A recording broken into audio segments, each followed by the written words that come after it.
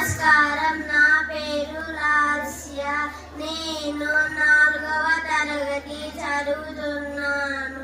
మా పాఠశాల పేరు రుక్వేర అప్పర్ ప్రైమరీ స్కూల్.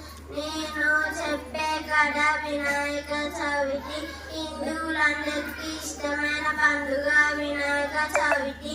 ఒక హిందువులే కాదు, అన్ని మతాల వాళ్ళు ఇష్టంగా జరుపుకునే పండుగ వినాయక చవితి. చవితి రోజున జరుపుకునే పండుగ కాబట్టి దానికి వినాయక చవితి అనే పేరు వచ్చింది. వినాయకునికి ఆవిర్భావమే చిత్రంగా జరిగింది.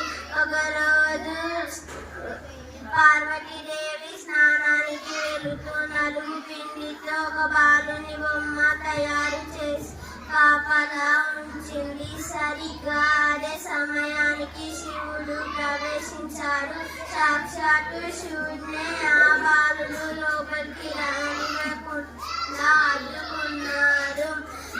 దాంట్లో తీవ్రమైన ఆగ్రహానికి గురైన పరమశివుడు తనకు అడ్డు చెప్పిన బాలుని తల నరికి చంపేశారు. బయటికి వచ్చిన పార్వతి ఇది చూసి ఆవేదనకు గురై విలపించడం మొదలుపెట్టింది. ధన్యవాదాలు.